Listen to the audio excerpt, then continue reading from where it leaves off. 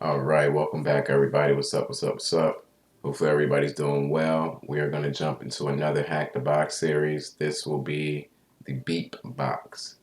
Okay, the name of the box is called Beep.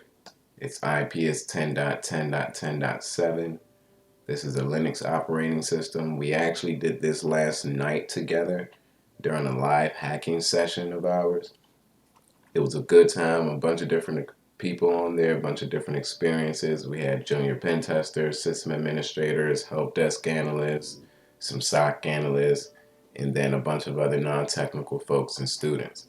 If you'd like to be a part of that live hacking session where we're going through these challenges and issues in real time and getting through it, then please leave a comment on the video. Reach out to us on Discord if you have access to it, or via email, whichever one you have access to, social media accounts as well. Okay, so with all that being said, I'm going to go ahead and get this started. Please keep in mind we did do this last night, so most of our scans are already done, and I'm just going to recap what we went through. We actually found two vulnerabilities to exploit, so I'll try to cover those here. I think it was two, maybe three, but we'll try to cover it here. So the first thing we did, let's minimize this. First thing we did here was our Nmap scans. Okay, the non-technical students were able to guide us to kicking off an Nmap scan to start off. And we did find a bunch of different ports open. Here's our version scan. Okay, this may be a little bit cleaner to see. So we see port 22 open. 25, 80, 110, 111, 143, 443, 993, 995, 3306. There's actually one more port open on 10,000. But when we first started, this was a lot for us to look at. So what we did was, you want to go through as many as possible just for enumeration's sake. But we were up pretty late last night. So the first thing we did was we went to the browser. We wanted to see what was on port 80 or 443, and it was this application here called Elastics. I've never used Elastic before until yesterday. We actually tried to download the app. Still have some more playing around to do with that. But Elastics is here. Let's Google it. What is Elastics? Okay, it's pretty much an all-in-one tool. It's a unified communication software that allows you to email, make phone calls, fax. You can do a bunch of different communication capabilities with this. So what we did was, we took note of this. We saw this was open. Okay, we actually tried to see if we could find a version number for it, but we couldn't. Right, we couldn't find any version number for this. Maybe if we kicked off a GoBuster scan, it might find other pages for us to look at and analyze. Let's see if they have a help. They do. I randomly did that too. I'll have to play around with this later. I didn't know this was here. Okay, so they do have a help section. I honestly just didn't think this was gonna work. But what we did yesterday, all right, we just tried to look for some exploits on Elastics. Okay, we tried to look for some exploits on Elastics. So we did Elastics exploit. And we saw a few things pop up, specifically this. Now, the reason we looked at this first is because when we looked at this, well, we didn't open this just yet. We also did a search exploit just to see, because we don't have a version number, right? So we did a search exploit and a Google search on Elastics just to see what was out there. And most of these exploits are around the same version. Okay, they're all around the same version. Close enough. Well, not really. Not these two. All right, but the reason we went with this one, which is the same one here, this graph.php LFI, is because the first three were cross-site scripting attacks, which we won't be using here, right? You need some end user on the other side to execute these. All right, so we went with this one. I think I still have it here. Yep, this is it. Which is the same thing here. All right, they're the same. And essentially all it's saying, well, one of the main weaknesses here is this LFI, local file inclusion vulnerability. Right? There's a local file inclusion vulnerability with elastics, right? And the way it handles the current language parameter. We are able to do our LFI syntax here to reach back out and open up other files. And this file right here is actually a configuration file that has a bunch of credentials in it. So if we simply took this, copy this, and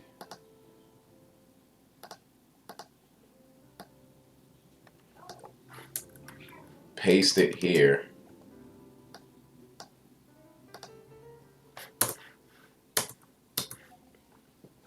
we get credentials, right? It's a whole bunch of stuff here. We found out yesterday if we just hit view page source, it cleans it up for us. And then there are a bunch of credentials in here, okay? A bunch of, this is a configuration file, okay? And then for AMPD, you can see, or AMP, and you can see some users. Here's a username, password. Now, we tried to use these credentials last night. It didn't work for us. We were having so many connection issues with the box. It would just time out every minute, literally every minute. And we were able to watch it with pings, right? We would ping the box. When the box was not responding, we couldn't do anything. The response came back after a minute. We could start doing things again. So we literally had to wait every 5 minutes or so just to do our next exploit. So I'm going to try to use these credentials again, right? Because we tried to use these credentials to SSH. The reason we used this with this or this user is because they're not commented out, right? The others are commented out. This password isn't commented out, which means it's being used. This isn't commented out, which means it's being used. And these two aren't commented out, which means it's being used. Now, one of these credentials did allow us to log in to the box here.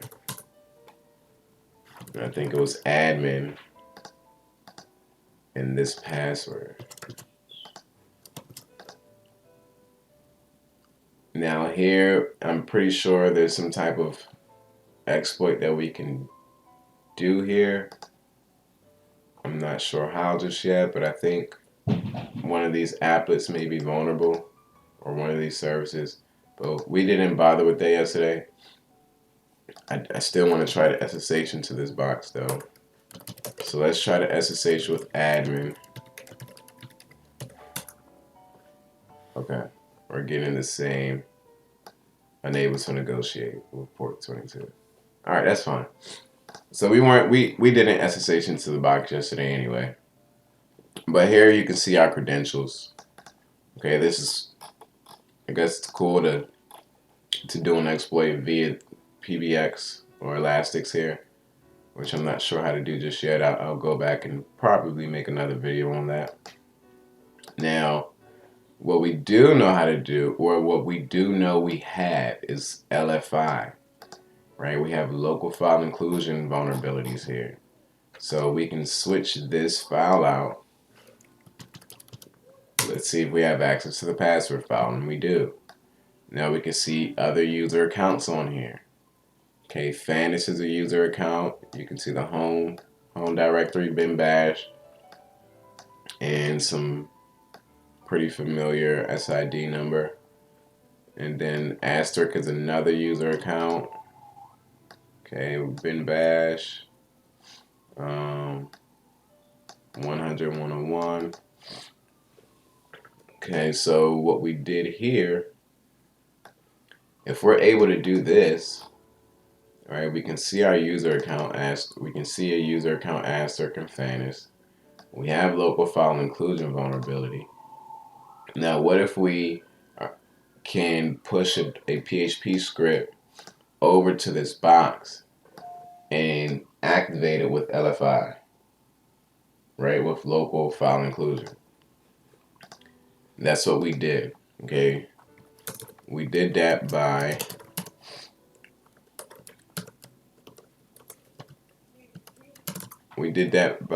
pushing up a one-liner PHP script over SMTP. Okay, we probably could have done it with the weblogs. Didn't give that a try, but we just went with the next protocol in the line, right? We couldn't really abuse 22, so we went with 25, which we do have access to. Let's go ahead and netcat NVV. What is our? It's 10, 10, 10, 7 over port 25.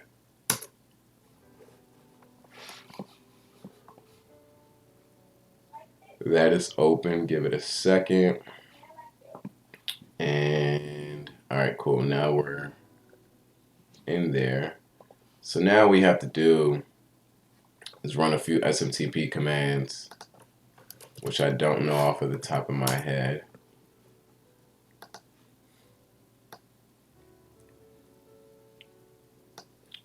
Okay. All right. So let's log in. Hello. We will be O-line security for today. Okay, that worked. Now we have to set our mailing address. We'll be testing at online.com. Set who we want to send mail to, RCPT. And we want to send it to, let's send it to this user. That's who we sent it to yesterday. We could probably try this user too, but it looks, we'll stick with what we did yesterday. So we'll do asterisk. Let's make sure I spell this right. Whoops, that's not him.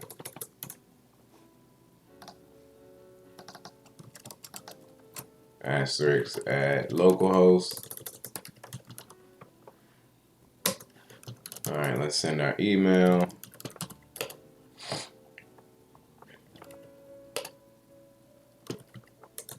You probably shouldn't send an email with this as a subject line.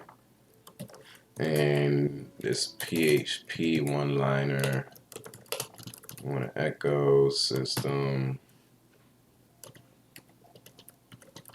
like this. I'll do Cgi.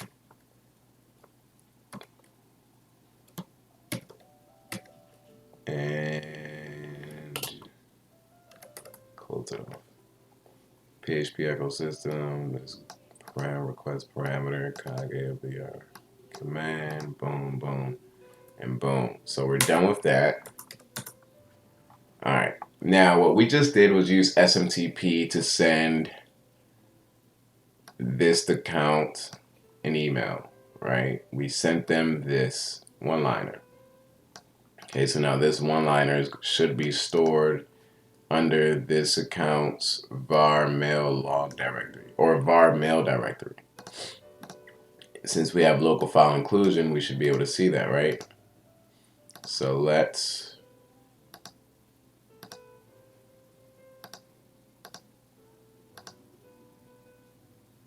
do this.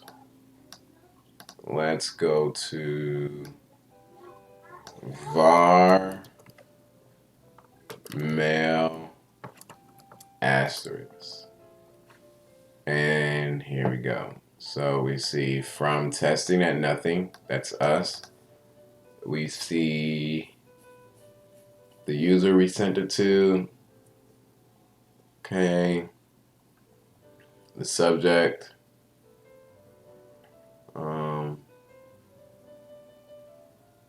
Wait, this was from yesterday actually.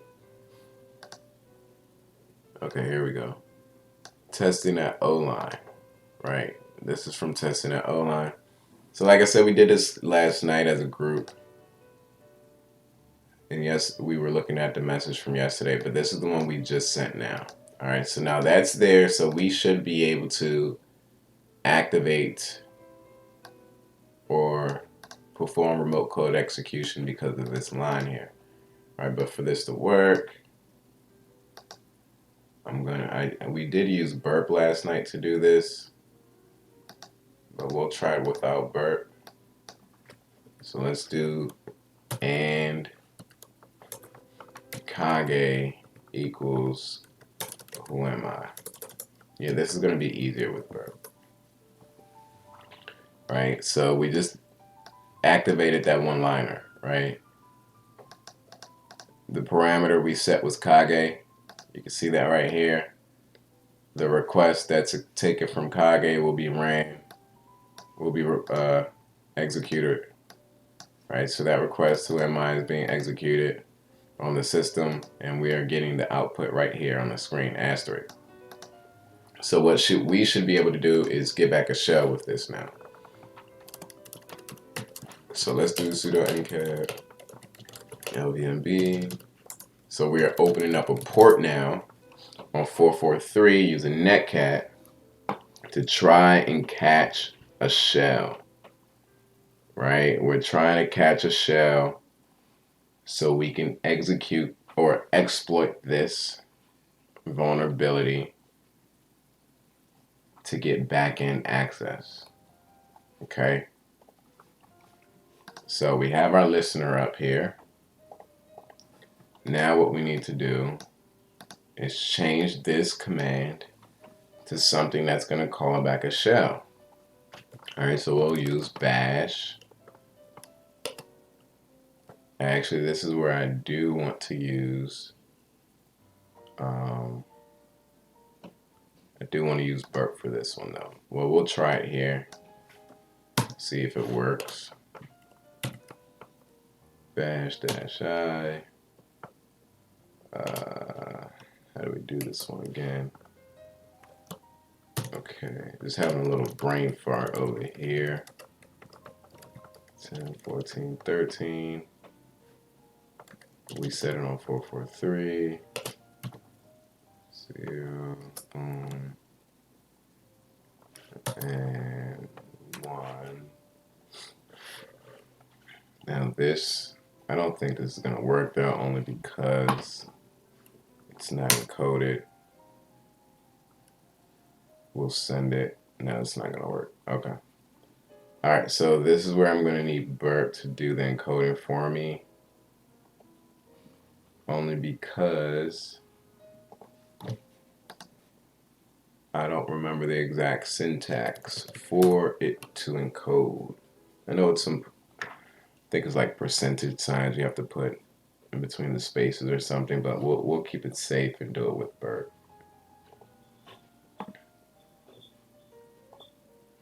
We'll do it with burp just to be safe.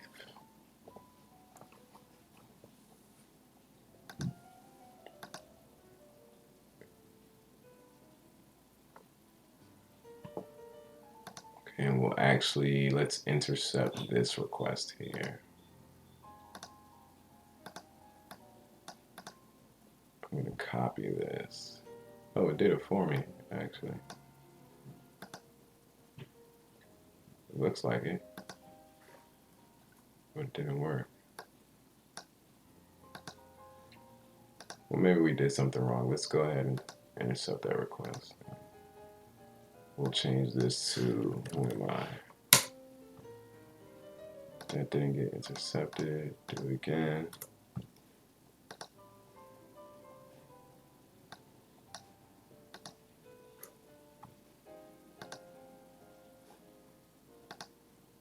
Burp is on.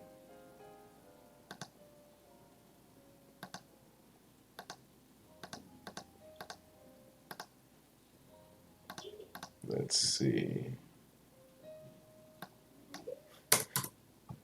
There we go. All right, so we're gonna use Burp Suite. Let's send this over to repeater. All right, this is the who am I parameter. We got asterisk back right here, which is good. So let's do what we just did one more time to try and get back this.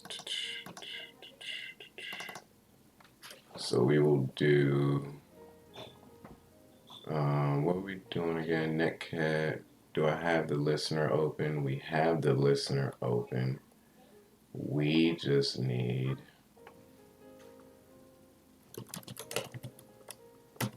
this. Dev TCP 10.10.14.13 and 1. Okay, so now I'm gonna encode this here. And all you gotta do to encode this is highlight it and hit Control U. Let's send this, and now we get our shell back. Okay, we got our shell back. We are the asterisk user. Okay, we are on the box. Where are we?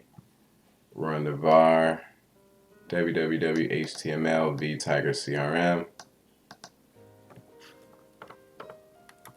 Now we want to escalate privileges from this point. So if we do sudo -l.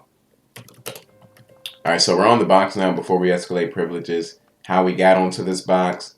Remember, we saw that there was an LF5 vulnerability here, right? We found that from this exploit. This is also on Searchsploit. There's an LF5 vulnerability that allows us to read files on the box. So what we did was we pushed over some PHP scripts or a PHP script over to the box, and we have used it to execute commands remotely. All right, we saw that whoami worked. That gave us some commands back, so we switched whoami up with this bash line here to get a bash shell back connecting to us on port 443, which happened, right? It didn't work the first time over here because I didn't know how to URL encode it manually. So this is what it was looking for, these pluses to take up the space, and then the percent sign or %26. I'll look at that later. So now we have a shell access. We want to escalate our privileges. First thing we're going to do usually is sudo -l to see what we can run as root. You can see these are all the commands we can run at root. This nmap one here was what we used to pop our shell. Usually when you have special privileges, you try to exploit them using GTFO bins. Okay, we have special privileges to run nmap as root. So let's see how we can escalate our privileges. Okay, yes, we have to put nmap into interactive mode and then run bash. So let's do sudo nmap -- interactive. Okay, then we do bang bash. Whoami root. Okay, what was this again? Python -c report. I can't remember this one. PTY.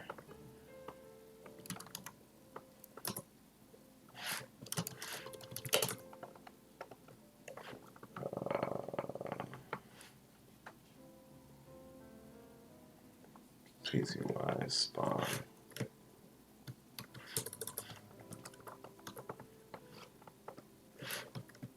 Oh, I'm doing the wrong thing.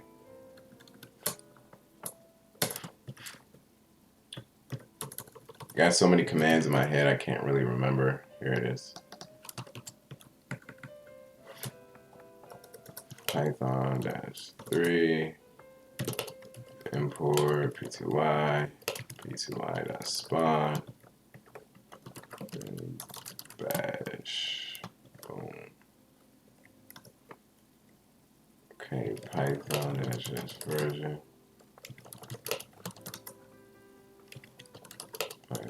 Import pty.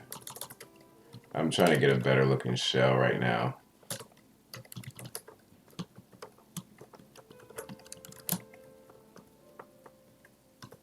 Alright. So now we're root. This is one way to get root access onto the box, abusing that Nmap special privileges that we have as the asterisk user.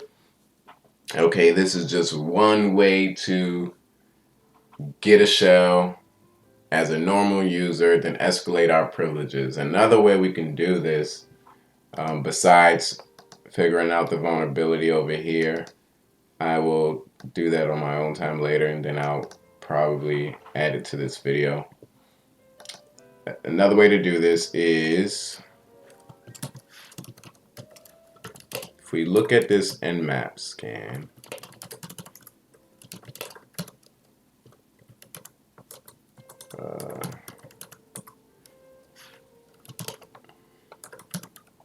thought we'd be able to see it.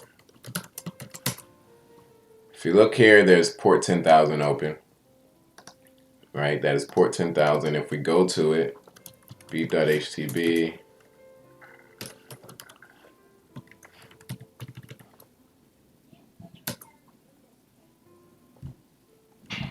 let's see if we can get to it.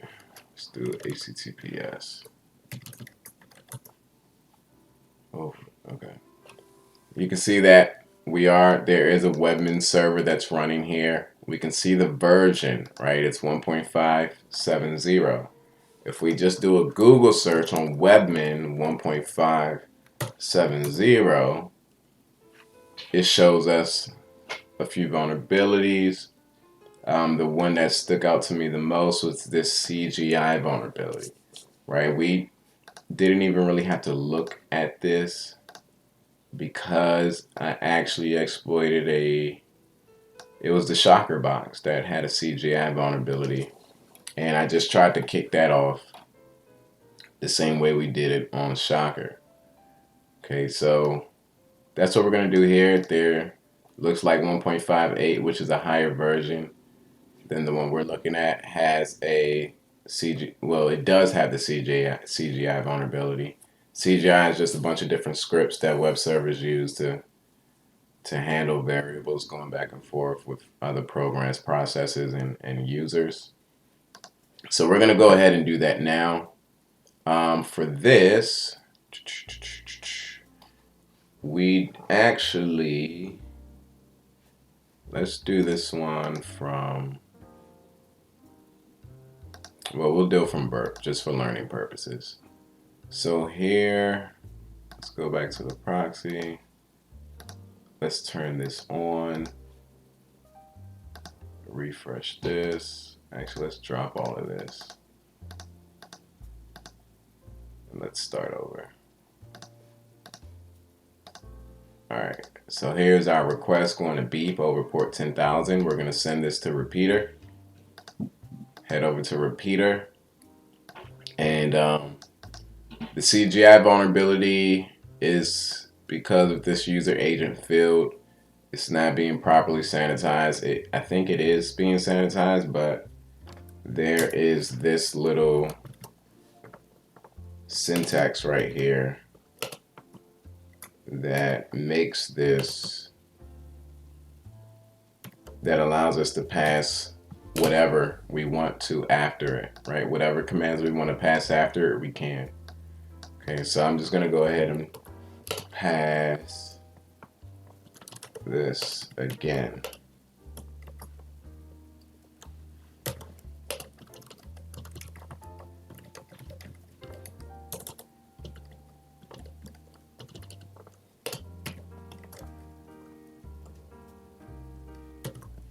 And one.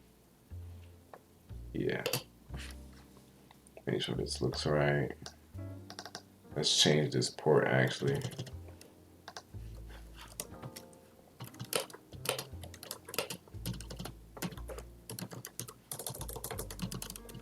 Man, the student, everybody last night when they see this video, they're gonna be like, "What? You didn't have any network issues? Nothing." I think we should start recording in the morning then. It seems like everybody's using the boxes at night for whatever reason. Okay, so this is what we're gonna launch. The user agent field is vulnerable because of this parameter. It allows us to bypass, I guess, all the validation, and allows us to get remote code execution. So we send this off, and boom, we are on the box as root. So we don't even have to escalate our privileges now. All right, so next thing I'm going to try to figure out is how to pop this box right here, or this front end right here. I think that'll be the third way to do it if it's possible. This was a pretty straightforward box so far. I'm probably not going to upload this video yet until after popping this, so I can add it to it and it can just be one video altogether instead of separate videos. But y'all, this was pretty cool. Okay, we first started out with our Nmap scans. We saw port 80 and 443 was open. We came over here. We saw that this thing was running elastics. Did some simple searching on it. We didn't know the version number at the time, so we were really shooting our shot in the dark with this. If it didn't work, I probably wouldn't have spent so much time with it, only because we didn't have a version number. But hey, it worked. There was a local file inclusion exploit, vulnerability on this same elastic box that we have here. And actually, we could probably find the version number now, but I'll do that. Yep, right here. Haha. So we could have found the version number after using those credentials, but that would have been after the fact that after this worked, right? Because we didn't find the credentials until we used this to look at this file.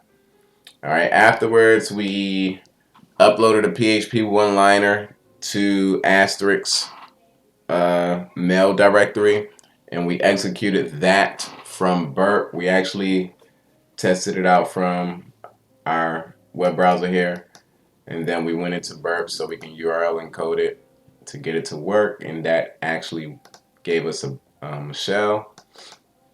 And then we escalated our privileges because this box had special had special commands that it can run as root, such as nmap, and all we used was GTFO bins to figure out how to exploit that, right? Put nmap into interactive mode and then run bang sh to get this bash shell as root. Afterwards, we came back to to beep, right? We're abusing beep at this point, and I'm gonna go back to abuse it some more. We came back to beep. We saw that this port had webmin running on it. Last night we did the same thing, the same process. We did a Google search, right? And we actually looked on Searchsploit as well, try to see which ones are matching up. And we saw this. This was the one that stood out to us, right? Somebody wrote about it over here, apparently. That's cool. We'll probably take a look at that to see if they did it the same way. And we saw this. We saw that it was vulnerable to CGI. It had a vulnerable CGI component, just like the Shocker box we did. I don't think I made a video for that. I think I started making videos after I did Shocker. So I may or may not go back to do that, but we don't need to now since I just did the CGI exploit here. Okay, because of Shocker, I was familiar with CGI exploitation, and we just dove right into it. We really didn't even read this. We would have read this if, and I'm talking about last night, we would have read this if our train of thought was wrong. Right? This is why I try to exploit as many boxes as possible. This is why I try to get more familiar with different exploitations, different vulnerabilities, different perspectives, why people are attacking different boxes the way they are, why they're going for certain services first, because I want to be able to have this feeling. When I see a vulnerability, I want to be able to I want that light bulb to go off in my head and start attacking. Okay, we have something. If it doesn't work, it doesn't work. But we're close, right? No cigar yet, though. All right. But we figured out how to exploit elastics from the GUI here instead of the LFI route that we took earlier, or instead of the webmin route that we took as well. Okay, so there is a way to exploit elastics here, and it is through one of their installed packages called FreePBX. Okay, we found this by doing a search exploit on some of these packages, and FreePBX came up with search exploit came up with a bunch of different vulnerabilities for FreePBX, and based on the version number we have here, which is 2.8.1, we can see that this does allow for some remote code execution. If you read this exploit, it lets you know that the way FreePBX handles PHP scripts, there's a way to bypass one of the to abuse one of the variables. I think it was like a user variable or username, around something along those lines. Can't really remember right now. But that's what we're going to do here, is try to abuse FreePBX by uploading some malicious PHP file. Okay, what I was able to track down was that someone already created a module for us that has the PHP file from Pentesting Monkey inside of the module that will allow us to exploit this FreePBX version here. Okay, so all we have to do is pretty straightforward. We git clone this repo. I will put this in the description below. We're going to git clone this down. After you git clone it down, you need to change the IP and port number within the script. After that, we want to go ahead and tar up one of the directories in the script and then upload it. So I have it cloned down here right now. I renamed it to FreePBX. You go into the FreePBX file. You go into this install.php script. You go ahead and change your IP address here, change the port number here. Okay, once you change these two, you are now ready to tar up the shell directory. Okay, we're going to use this command right here to tar it up, but we are going to change it up a bit so it can work. Now for this to work, you have to change it to, I think, one point dot, change it like this. So it should be shell-1.0.tar.gz. That should be the name of the new file that we want. Yes. Okay, because when I did it the other way, when I tried to upload it, it wouldn't work. They want it in this format. I guess it's a way to version control it. But once we have this, remember, all you have to do is change your IP and port number inside of the install.php script, which is under the shell directory. You change that, then we're going to tar up this shell directory into this using this command here.